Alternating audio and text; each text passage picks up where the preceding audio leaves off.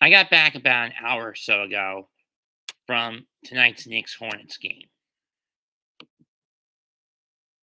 And I am happy that the Knicks came out on top tonight 101 to 106. That being said, it was basically a moot point victory. All we did was basically stymie Charlotte's attempts to get into the play-in round, and with the getting higher seeding in the play-in tournament. That's all we did tonight. No Mitch, no Sims, no Randall, former due to back spasms, latter due to a quad tear and a bad attitude. But we came out on top tonight. The starting lineup was Sims in the middle, Obi at the 4, RJ at the 3, Burks at the 2, Fournier at the 1. I didn't get in my seat until rather late in the first quarter. But we started off pretty good.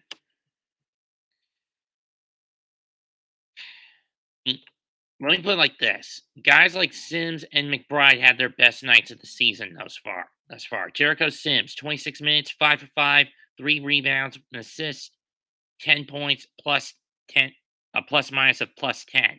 Miles McBride, even on the plus minus, 3 out of 4 shooting, all from behind the arc, 2 rebounds, 1 assist, 9 points in 11 minutes. RJ Barrett, bit of a rebound tonight. 38 minutes, 10 out of 19 shooting, 3 of 7 from on the arc, 7 of 8 from the stripe, 30 points, 3 boards, 3 assists, and a swipe. Obi Toppin went off like a cannon, 8 out of 11 in 40 minutes, 2 out of 4 from behind the arc, 11 rebounds, 6 assists, plus minus of 19, 18 points. Alec Burks, 17 points. Evan Fournier, 12 points, including all 4 of his shots being hit from behind the arc, including the 3-point record. Single season Nick 3-point record at 218. If there was any chink in the armor in the Knicks' attack tonight, it was Quentin Grimes, 15 minutes, 1 of 6, shooting 1 out of 5 from behind the arc, 3 boards, and assist, 3 points. Manuel quickly had 10 points on 4-9 shooting, 2 of 6 from the 3-point line. Tosh Gibson, 3 out of 4, 2 out of 3 from behind the arc, 4-4 from the stripe. In 22 minutes, 12 points. Defensively, the only chink the Knicks had was lack of ability to clean up on the glass and containing LaMelo Ball, who went off in 39 minutes, 13 23 shooting from the field, 6 out of 14 from behind the arc, 32 points, 9 rebounds, 5 dimes. But we contained Miles Bridges and Terry Rozier, who between them, 33 points, 13 out of 28 shooting from the field, 3 out of 12 from behind the arc, 4 out of 5 from behind the stripe, 8 rebounds, 12 assists.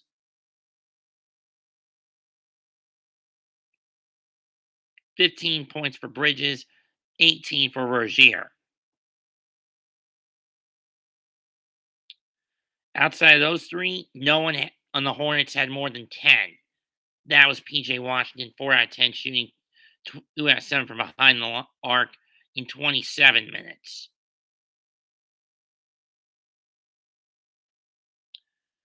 Given the fact the Knicks were able to get the Hornets into more foul trouble, which resulted in the Knicks going 15 of 17 from behind the charity stripe, only 2 misses by RJ and Burks. The Hornets only going 9 out of 17 from behind the charity stripe, with 2 misses by Miles Plumlee, a miss by Mason Plumlee, or Miles Plumlee, a miss by Miles Bridges, 2 misses by Jalen McDaniels, 2 by Josh Thor, 1 by Montez Harrell. And 13 for 46 for 28.3 from behind the arc. Where the Knicks went 20 out of 45 for 44% from behind the arc in total on the shot. So overall, 43 out of 83, 51.8% from the Knicks. 42 out of 89, 47.2 for the Hornets.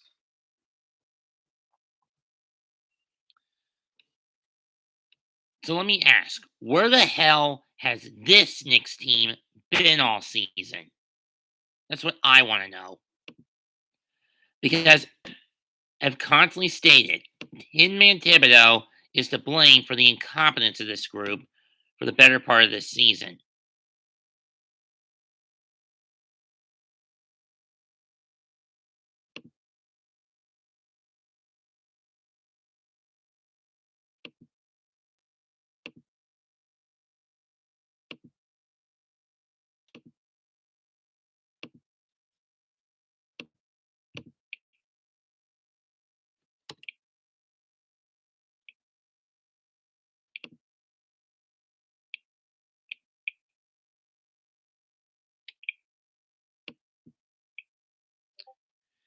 Anyway,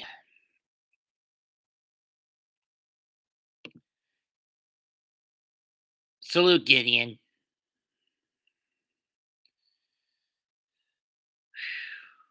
Couldn't call into the Legion podcast tonight. Guillermo ended it rather quick. It was a good performance tonight, Giddy. So I had to call into the Nothing But Knicks podcast and their post game recap, and I did a good job of expressing my viewpoints tonight. Friday, Knicks go to South Beach to play Miami, and that game is a fucking death trap. Simple as that. Do I expect us to win this game? No, I don't. Do I expect Miami to coast in this game? Maybe. But given that Randall's not on the court and the ball movement is going a lot faster when he's not on there, when he's not in the game, same thing with Mitch. Who's back? If you're talking about Kyrie, Chris, I know the vax mandate in NYC is finally getting lifted tomorrow. Thank the good Lord, in my opinion. That mandate was horse shit from the start. That being said, consider yourself a moderator, Tana.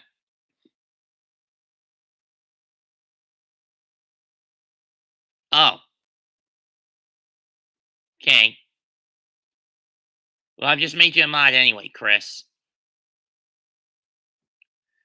That being said,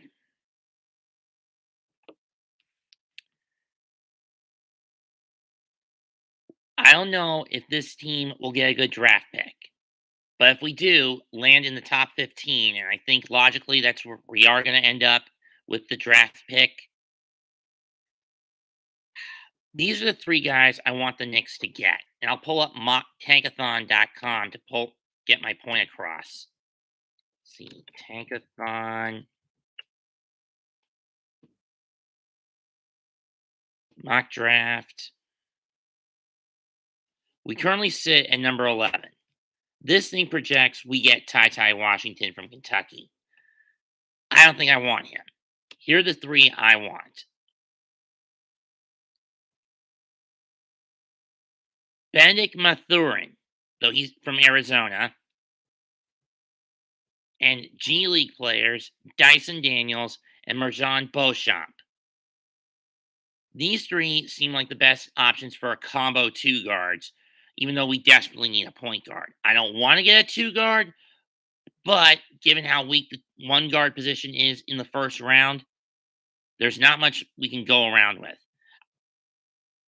I mean, let's run down the first round point guard solids. Ty Washington, 20 years old, 15.4 points a game, 4.3 rebounds, 5 assists, less than a block, and and 2 steals a game in his freshman year in Kentucky.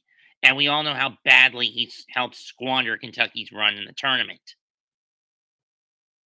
Benedict Mathurin, sophomore, 20 years old, 20 points, 6.5 rebounds, 3 assists a game for the Arizona Wildcats. That actually seems like a good idea for a shooting guard. The only other point guard I could find in the first round point guards I could find alone, Gene Montero of Overtime Elite, 18.7 years old. I don't know what Overtime Elite is. And Kennedy Chandler from Tennessee, 16.2 points a game, 4 boards, 2.5, and about 3 steals a game. And that's just in the first round alone. Those are the only three, so it looks pretty flimsy. Then you go down to the second round, we might be able to pull one, but I don't know. I mean, J.D. Davidson from Alabama, only 12 points, 6.5, around 7 boards a game for the Tide. Hugo Besson of New Zealand.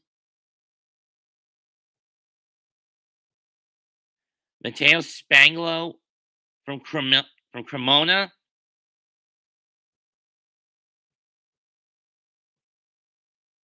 Iverson Molinar, Mississippi State. Alondis Williams of Wake Forest. Jordan Hall of St. Joe's. That's not really much to work with in either round. And our second round option is to switch from Besson to Jamie Jaquez Jr. from UCLA.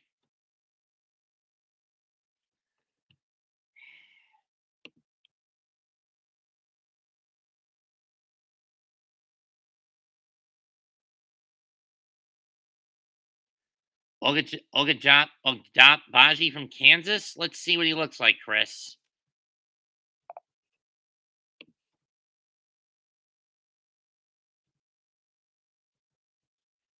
Ochai Agbaji, 19, 20 points a game, two assists, 5.5 rebounds, 2 assists, half a block, a steal. Mm, he's okay, but he's a little too low in the. He's good, but I'm not sure about him. He could be a bit hit or miss, Chris. No offense. Plus, he's a little low in the draft or than what we're looking at. I'm when I'm looking at a draft pick, I'm looking at someone with lot. I'm looking at this from a logical viewpoint, Chris. And I've beaten the dead horse on the draft capital that's been squandered. I mean by the Knicks. I mean Amari in '02, Carlson in '03, Iggy in '04. '05 we missed out on Chris Paul because we didn't want to trade up at the expense of our '06 and '08 draft picks. '06 we missed out on Rajon Rondo with the Raptors pick. '07 because we stupidly traded away Joakim Noah, and if we hadn't made any of the dumbass trades we made in the '05-'06 season, we would have gotten Aaron Aflalo in '07.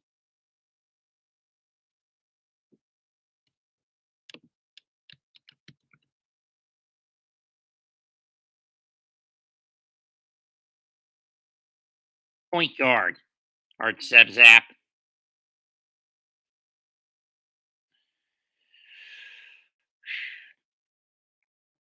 Anyway,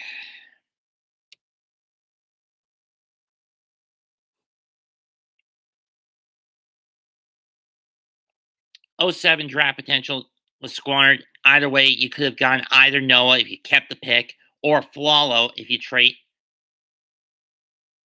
Could have gotten Flalo or Noah if you kept that 2007 pick, for better or worse. Anyway, 2008, we missed out on Russell Westbrook and Kevin Love. 2009,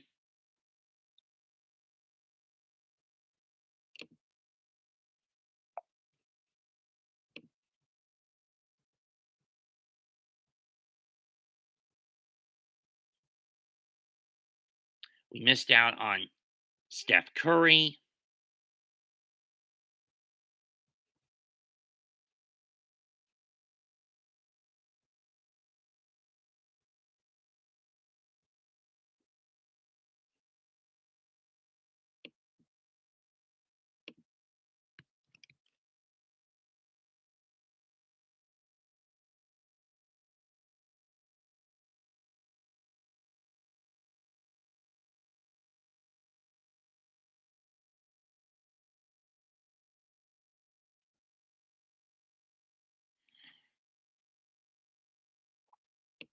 But let me finish.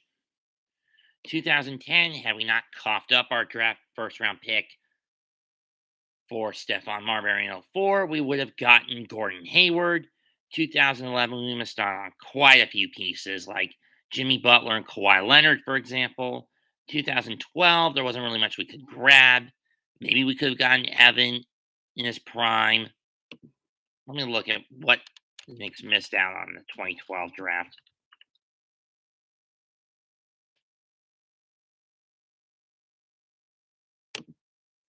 I know the pick we gave to the Rockets ended up being a scrub named Royce White. Let's see, we could have gotten Jeremy Lamb in this draft,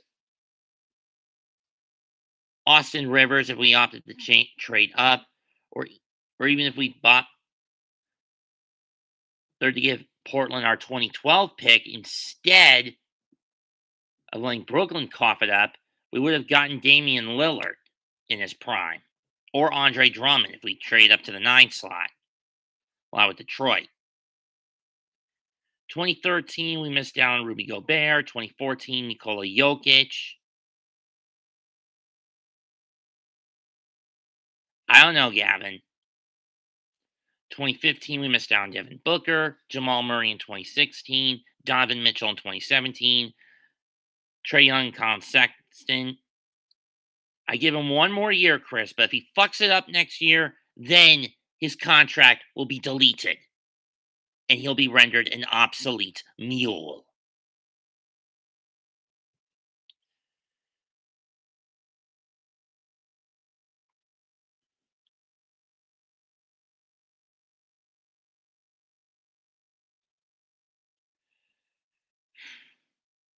Tibbs has got to turn it around next year. If he doesn't, then we get rid of him.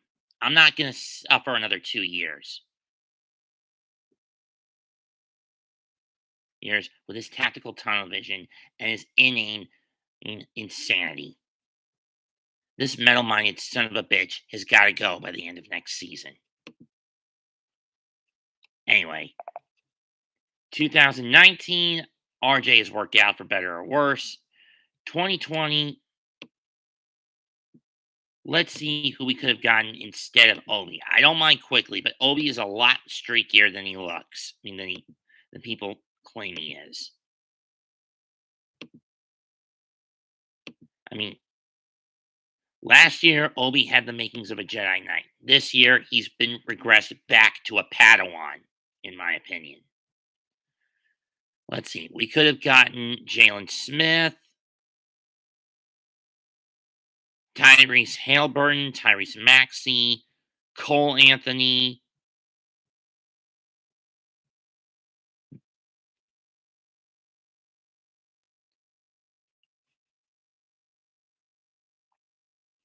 I can see why we traded Leandro Bolmaro to Minnesota.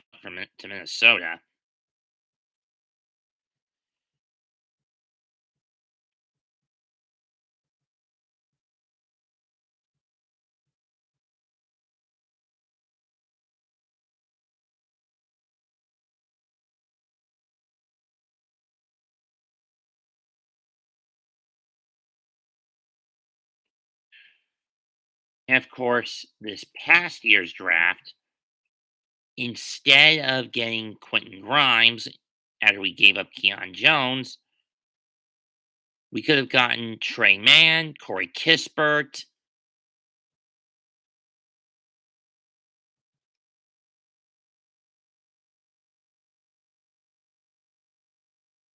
even to a lesser extent, Jared Springer.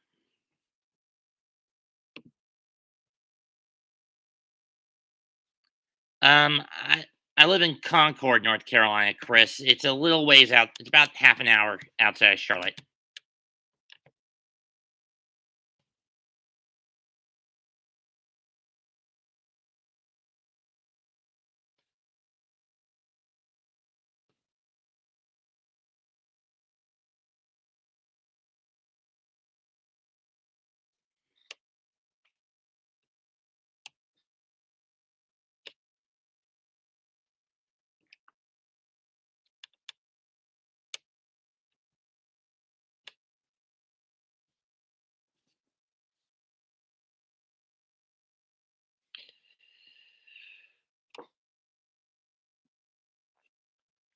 Anyway, and now let's go over the pieces.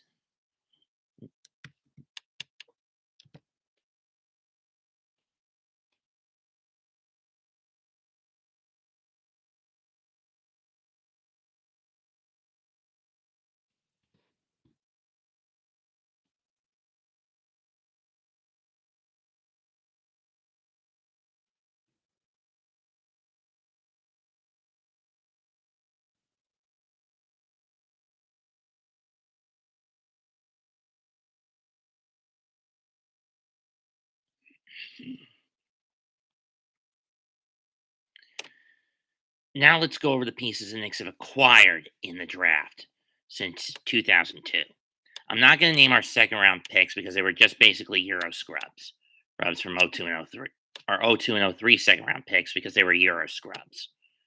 Frank Williams in '02, Mike Sweetney in '03, Trevor Ariza in 2004, Channing Frye and David Lee in 2005, Ronaldo Bachman and Madrick Collins in 2006 through the Raptors and Spurs first round picks, respectively, in the trades for Jalen Rose and Malik Rose, no relation, respectively.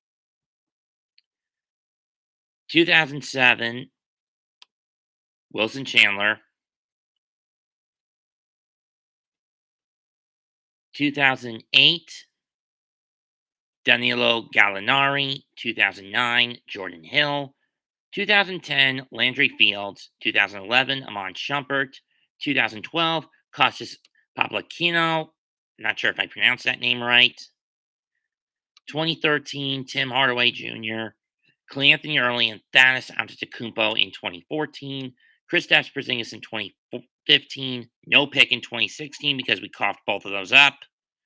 2017, Frank Ntilikina and Damon Dotson.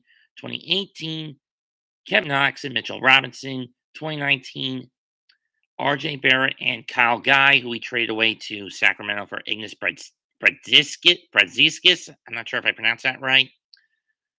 Obi Toppin and Emmanuel Quickly in 2020. And 2021, Johnson, who we trade away for Quentin Grimes, Miles McBride, and Jericho Sims. Now you see why I'm worried about the 2022 draft. And you look at the pattern. The Knicks did not make a lot of trades that had any logic to them.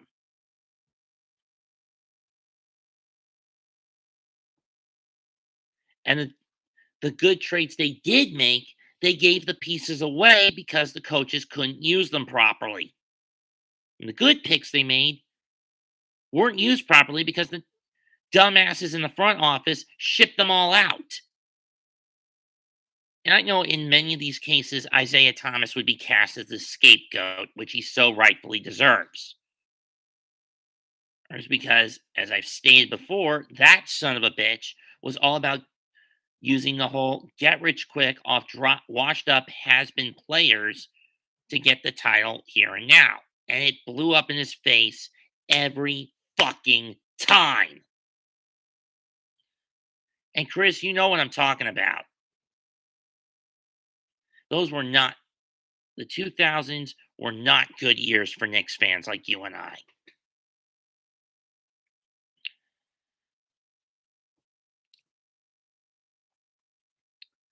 And then, of course, sure, Donnie Walsh tried to turn around as best as he could, but then once Phil Jackson showed up, we all know what happened. The son of a bitch tore down the foundation for his own tactical tunnel vision, committing all of his decisions to the triangle. I would have said the early 2010s were some good years for the Knicks. Emphasis on the early 2010s. 2000, 2012, 13.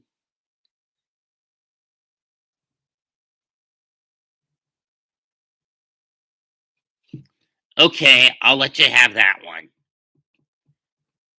I'll let you have that one, Tina. I'll let you have that one. P.S. I'm still waiting for Bad Dog StreamYard leak and ask him if he can let me join him in for the game you're going to for the Giants game you're going to against Carolina whenever that game happens. True, Gideon. The 11 to 13 Knicks were fun. Still hate we had to give up Nilo, Felton, Chandler, and Mozgov for Melo midway through the season when we could have rode forced Melo to wait out to the end of the season and then get rid of half of those pieces in a massive cap dump. Namely, getting rid of just Chandler and Mozgov, since those were the two most bloated contracts at the time, aside from Amari's.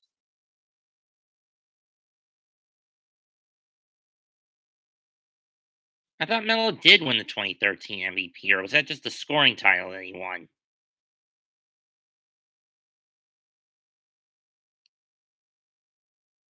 That was 2012, Gideon.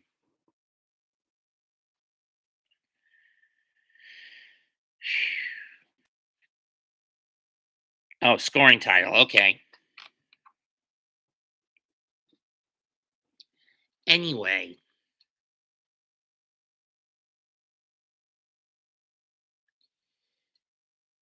I want Knicks fans to think this over.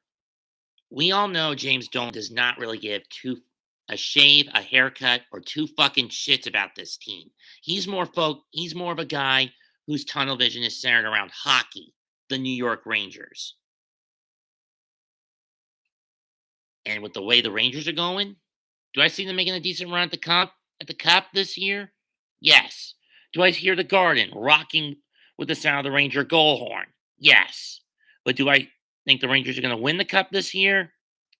Yeah, it's a toss up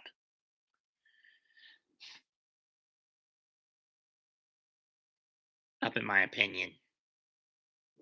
Because let's face it, Islanders are not going to win it this year because they got off to a Reggie Gigas level slow start. All right, having to start their season with their first 13 games on the road. Hibbit, do not push that button with me, Buster.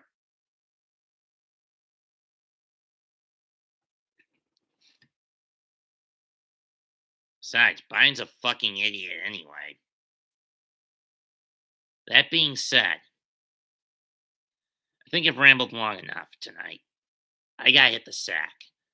Leave a comment, smash the like, sub to my channel, get the news out. This is Mets2128 signing out. And now I must bid you adieu. So goodbye and good night. Bang!